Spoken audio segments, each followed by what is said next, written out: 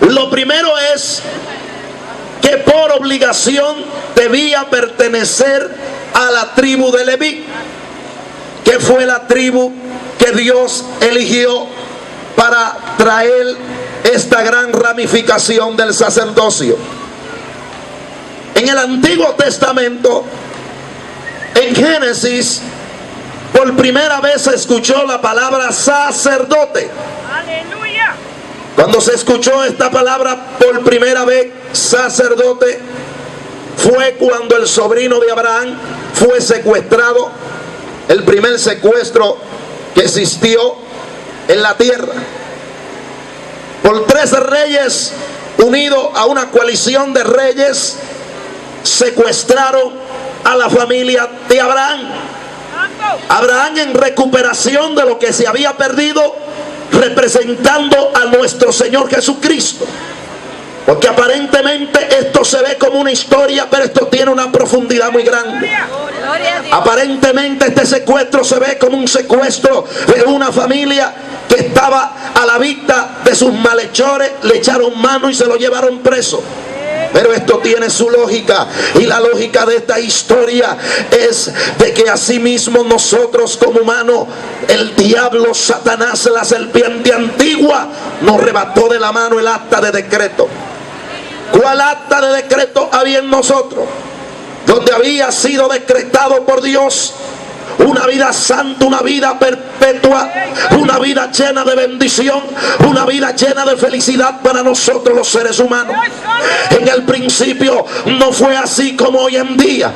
En el principio no existía el pecado. Pero Dios, en su infinita misericordia, de una ciudad, de un pueblo idólatra, de Ur de los Caldeos, idólatra completamente en todo el aspecto y en todo el sentido de la palabra, porque su idiosincrasia no estaba arraigada a la voluntad suprema de nuestro Creador, sino que su humanismo estaba arraigado en dioses paganos y cuantas cosas. Alababan al Dios Sol, al Dios Luna. Mi alma alaba la gloria de Dios, pero allí Dios se complace en llamar a su siervo Abraham. Cuando Dios llama a este hombre respondió a Dios. Fue el primer hombre que le creyó a Dios sin la obra de la ley. Un hombre que no esperó de que la ley le indicara qué debía de hacer.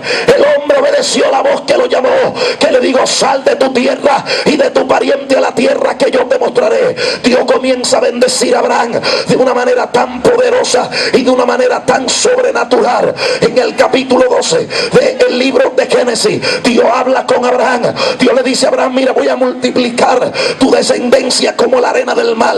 Tu descendencia será grande en gran manera. Pero Abraham le decía: pero ¿cómo va a ser si yo no tengo hijo que me herede? Aún todavía, si me voy a multiplicar tu descendencia como la arena de la mar, te voy a bendecir. Va a ser algo demasiado poderoso lo que voy a hacer contigo. Es más, te tengo algo más. De tu lomo, de tu descendencia, vendrá un hombre que bendecirá a toda la familia de la tierra. Abraham no entendía lo que Dios le estaba diciendo en el momento.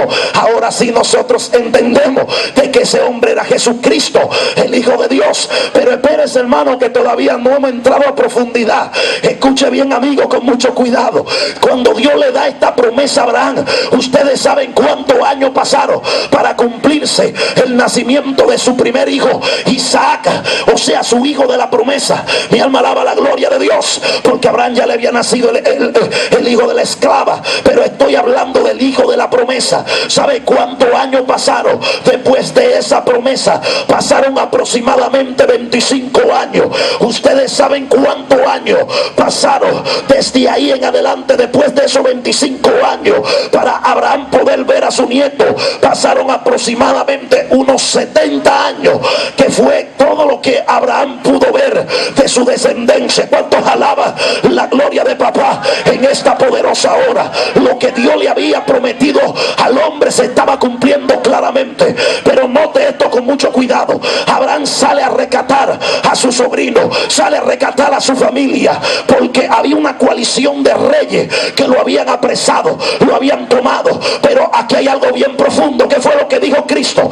Cristo dijo claramente de que Él vino a la tierra a recuperar lo que se había perdido. Cuando alaba la gloria de Dios.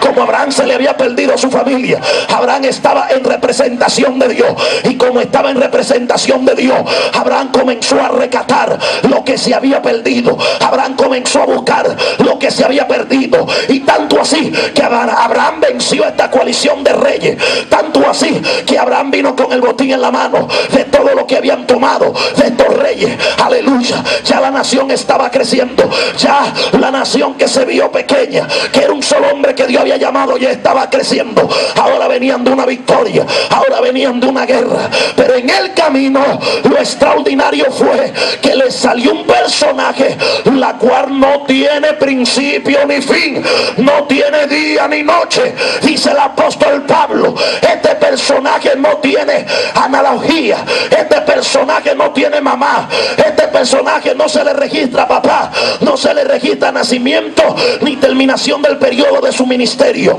Este personaje se le salió al encuentro a Abraham, y este personaje se llama Melquisedec. ¿Qué significa Melquisedec? Melquisedec, rey de Salem. Salem significa Jerusalén.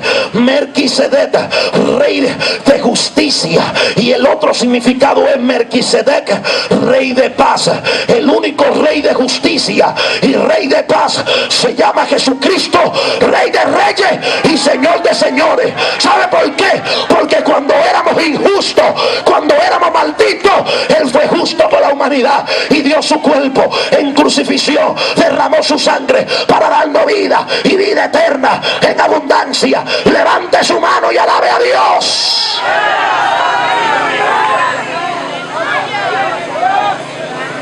Melquisedec, cuando le sale al encuentro a Abraham, escuche bien esto.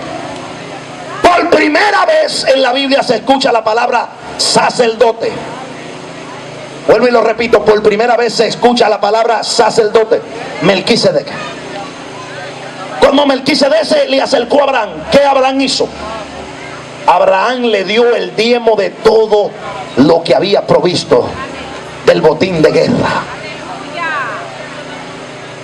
Y el rey de Salem, escuche bien, no simplemente era sacerdote, era rey también. Aleluya. Yo no sé si alguien está entendiendo en esta noche. Jesucristo, ¿qué es lo que es? Rey de reyes y señor de señores. Este personaje simbólicamente le entrega a Abraham dos cosas que es necesario que la analicemos.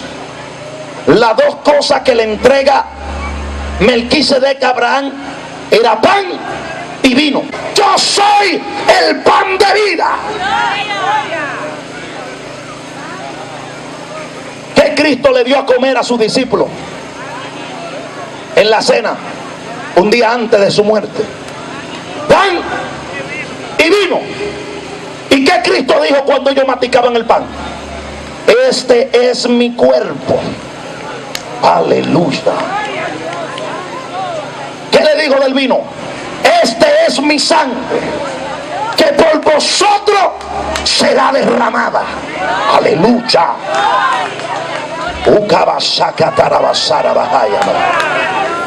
Oh, cuánto sienten la gloria de Dios aquí en esta hora. Eso es lo que le está pasando a Melquisedec a Abraham. Le está pasando pan y le está pasando vino. En otra palabra, Melquisedec le estaba diciendo a Abraham: mira, mi hijo, tu descendencia va a pasar por muchas vicisitudes. Tu descendencia va a ser esclava del pecado por mucho tiempo. Pero permíteme decirte, de tu descendencia vendrá un hombre que traerá pan en medio de hambre y traerá vino.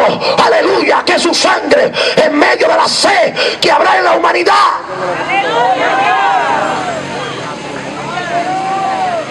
Él está diciendo a Abraham, en otras palabras, Mira este cuerpo, este pan es el cuerpo de alguien que ha de redimir a la humanidad, y este vino es la sangre que ha de redimir a la humanidad. Wow, impresionante lo que pasó allí. Pero el hombre desapareció, el hombre nunca más se mencionó, el hombre no apareció por ningún lado.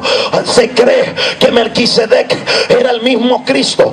Otros dicen que probablemente era un cananeo que había conocido a Dios. Otros dicen que era un ángel del cielo. Si usted me pregunta a mí, yo le voy a decir en mi opinión personal, sin contradecir a nadie, Melquisedec era el mismo Cristo. ¿Cuántos alaba la gloria de papá en esta poderosa hora? Porque él es el dueño del pasado, él es el dueño del futuro, como también es dueño del presente. Y como él tenía un plan en un futuro, él estaba mostrando en su presente a Abraham lo que había de venir, que había visto la maravilla, un hombre que había visto milagros. Mi alma alaba la gloria de Dios en esta hora.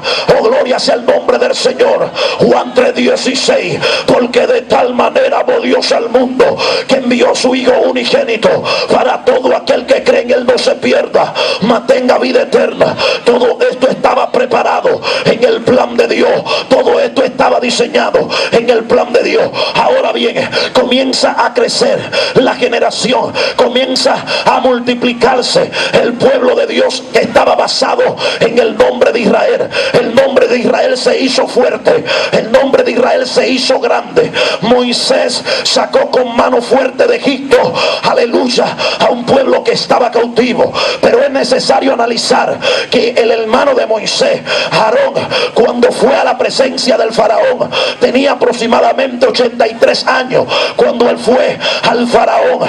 En otra palabra, dentro de un año más adelante, Aarón iba a ser el representante del sacerdocio en la tierra, porque Aarón fue escogido por Dios para representar el sacerdocio. Moisés era representación o representaba el pacto de la ley, aleluya, pero Aarón representaba el sacerdocio. Aarón era quien se encargaba de los cultos, de la administración. Dios le habla a Moisés de una manera impresionante.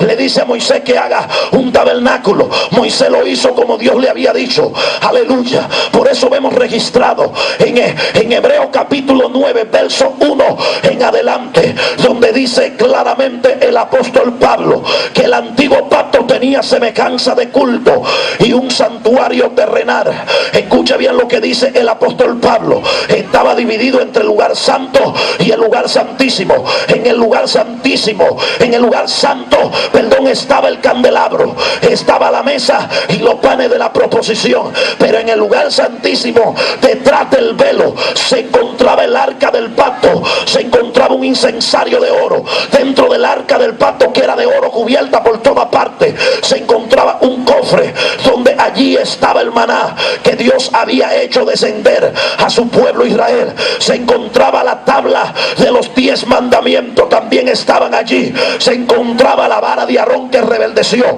El tiempo no nos va a dar para comparar todas estas cosas, porque en Hebreos capítulo 9, Hebreos capítulo 10, el apóstol Pablo dice que este santuario, el tabernáculo, la ley, era sombra de lo que había de venir. En otra palabra, solamente emitía la sombra de lo que había de venir. En otra palabra, Pablo está diciendo, por ejemplo, yo soy el predicador, ahora mismo yo estoy emitiendo una sombra, pero esa sombra no representa mi persona. Sin mi persona, esa sombra no puede hacer nada. ¿Cuántos alaban la gloria de Dios en esta hora? Entonces, la ley no tenía el poder, no requería de la autoridad suprema para poder librar al hombre de su pecado, para poder librar al hombre de su vida pasada, para poder librar al hombre del diablo, para poder librar al hombre de la maldición que ya no asediaba por el pecado de Adán, el primer hombre que Dios había constituido sobre la faz de la tierra. Nuestros primeros padres violaron el pacto, por tanto esta maldición la arrastrábamos desde el nacimiento. Usted arrastra esa maldición. El salmista David dijo que en maldición lo había concebido su madre, en maldición, en pecado Él había nacido. ¿Cuántos alaban la gloria de Dios en esta hora? Escuche bien esta palabra, mis santos amigos mis santos hermanos y amigos que me escuchan en esta poderosa noche. Aquí vemos algo muy importante, y lo que vemos aquí era que Aarón estaba en representación de la presencia misma de Dios, de su santidad, de su castidad. Pero ¿cuáles eran los requisitos que un sacerdote tenía que tener? Lo primero es que el sacerdote tenía que pertenecer a la tribu de Leví. Lo segundo es que el sacerdote no podía tener cualquier vestidura. Había una vestidura que cubría su cuerpo por completo. Solo el calzoncillo del sacerdote, aleluya, le comenzaba aquí y terminaba en las rodillas. Escucha esto bien. Y tenía una vestidura que le daba hasta los tobillos. Estaba cubierto por todas partes, hasta la muñeca. Oh, gloria sea el nombre del Señor. Ellos eran los representantes de Dios en la tierra. Pero si usted me hace la pregunta, yo se la voy a contestar, predicador: ¿y para qué existieron? ¿Y para qué la ramificación del sacerdocio de la tribu de Leví? Lo que pasa era que la contaminación de pecado era tan grande en la vida del ser humano que Dios no tenía acceso para interactuar. Dios no tenía acceso para tratar con el hombre. Él tenía que valerse de un mediador, y los sacerdotes en el antiguo pacto eran el mediador entre Dios y el pueblo. El pueblo le traía el pecado, la falta, y el sacerdote se santificaba porque no podía entrar a la presencia de Dios en pecado. Escuche bien, el sacerdote, aunque reunía todas estas cualidades, no era perfecto. El sacerdocio arónico tenía ciertas cosas, aleluya, que eran incompletas, como cuáles. El sacerdote sí mismo tenía que santificarse antes de rendirle culto a Dios y antes de presentarle el pecado del pueblo. Y era el sumo sacerdote que tenía que entrar al lugar santísimo una sola vez al año. Escuche bien, amados hermanos, mas Cristo vino predicando un mensaje poderoso, aleluya, tanto así que en el capítulo 8 verso 46 de San Juan comenzaron a cuestionar a Cristo, y Cristo le dijo a la multitud: ninguno de vosotros me puede redarguir de pecado. Aleluya. Y si ninguno de vosotros me puede redarguir de pecado, ¿por qué no creen en la verdad? ¿Por qué no creen en lo que yo le digo? ¿Por qué no creen en el que me envió? El apóstol Pablo compara a nuestro Señor Jesucristo, sumo sacerdote de los bienes venideros. Usted sabe por qué lo compara como sumo sacerdote, porque lo compara bajo la misma dimensión y ramificación de Melquisedec. Quizá la pregunta de muchos de ustedes sería: pero si el linaje era de la tribu de Leví, ¿por qué entonces Cristo, que pertenecía a la tribu de Judá, la tribu de Judá nunca, bajo ninguna circunstancia, Moisés le dio autoridad para ministrar en el altar? Aleluya. Tocante a esto, la tribu de Judá no tenía estos beneficios, excepto la tribu de Leví. Aleluya. Pero Cristo, Pablo lo llama como sumo sacerdote de los bienes venideros, conforme a la ramificación de Melquisedec. ¿Por qué conforme a la ramificación de Melquisedec? Porque Melquisedec no tenía principio ni fin, ni día ni noche. Cristo tampoco tenía principio ni fin. Él dijo: yo soy el alfa y el omega, el principio y el fin. ¿Cuántos alaba la gloria de papá en esta hora? O sea que Cristo no era una cualquier persona. Entonces, como Cristo no tenía ni principio ni fin, como Cristo no tenía analogía, no tenía descendencia, aunque por obra del Espíritu Santo nació del vientre de María, pero no había un padre biológico que pudiera decir: yo lo engendré. Cuanto alaba la gloria de papá. Entonces a Dios le plugo, aleluya, elegir a Jesucristo, el Hijo de Dios, como el sumo sacerdote de los bienes venideros. ¿Sabe por qué? Lo primero es de que el rey de Salem, que era Melquisedec, representaba el sacerdocio y representaba también el reinado. El tipo tenía una ramificación de reinado, como también tenía una ramificación de sacerdocio. ¿Y Cristo quién era? Cristo era el Hijo de Dios. Cristo era el Rey de Reyes y Señor de Señores. Tenían similitudes, tenían comparaciones. ¿Cuántos alaba la gloria de Dios en esta hora? Entonces Entonces, ¿a qué vino Melquisedec? ¿A qué le vino a salir el encuentro a Melquisedec? Luego de una victoria, luego de haber recuperado lo que se había perdido. Aleluya. A eso vino nuestro Señor Jesucristo. Cristo vino a recuperar lo que se había perdido. Para eso Cristo vino a la tierra, a recuperar lo que estaba ya perdido. Y escucha estas últimas palabras. Como Cristo vino a recuperar lo que se había perdido, Cristo fue a la muerte de cruz. Allí fue crucificado, pero todavía Cristo no había entrado en el sacerdocio, porque todavía era el Cordero. ¿Cuánto alaba la gloria de papá en esta hora? Porque antes del sacerdote tenía que existir el Cordero, porque el Cordero era que era sacrificado y la sangre era derramada. Tenía que ser derramada la sangre fuera del tabernáculo, como así fue derramada la sangre de Cristo fuera de Jerusalén. ¿Cuánto alaba la gloria de papá en esta hora? Y traían en unos tazones, traían la sangre y luego la derramaban sobre el altar, estando Cristo allí crucificado por el pecado tuyo, por el pecado mío. Como oveja al matadero fue llevado en manos de sus trasquiladores. Le dieron una muerte horripilante. Él allí murió en la cruz. Fue algo horripilante lo que Cristo pasó allí en la cruz. Pero estando crucificado, Cristo, de las 7 palabras que menciona al final en la crucifixión, estando crucificado, una de ellas fue: Dios mío, ¿por qué me ha desamparado? Ya el Cordero estaba en su etapa final. Ya el Cordero estaba a punto de ser sacrificado. Aleluya. Y el único suspiro que le quedaba era este: Dios mío, ¿por qué me ha desamparado? Pero si usted lee los 4 evangelios, usted va a encontrar que en ningún momento Cristo llamó a su Padre Dios, sino que siempre decía Padre, porque el Padre que me envió, porque el Padre me ha dado, así como el Padre me ha dado lo que el Padre me ha dado, yo le he pedido al Padre de que de esto yo no pierda nada. Cuánto alaba la gloria de Dios cuando Jesucristo dice: Dios mío, ¿por qué me ha desamparado? Era que él estaba mirando un Dios justo que estaba juzgando en él el pecado de la humanidad. En él no había pecado, en él no había maldad, en él no había engaño, pero en ese momento Cristo estaba cargando con el pecado tuyo, él estaba cargando con el pecado mío, y por su sangre fuimos limpios, y por su sangre fuimos limpiados, y por su sangre fuimos, aleluya, rejuvenecidos, y por su sangre fuimos cambiados. ¿Cuántos alaban la gloria de Dios en esta hora? Y estando allí, en el último suspiro de su vida,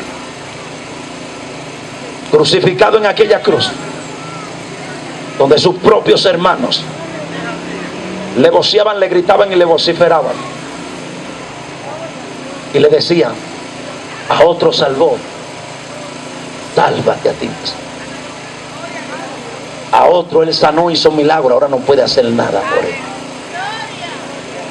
Era el mismo Satanás, porque el plan que se estaba concertando en la cruz era de redención para la humanidad. Y a esto era que el diablo temía, porque Cristo automáticamente muriera, iba a entrar a un santuario, y no un santuario terrenal. Iba a entrar a la misma presencia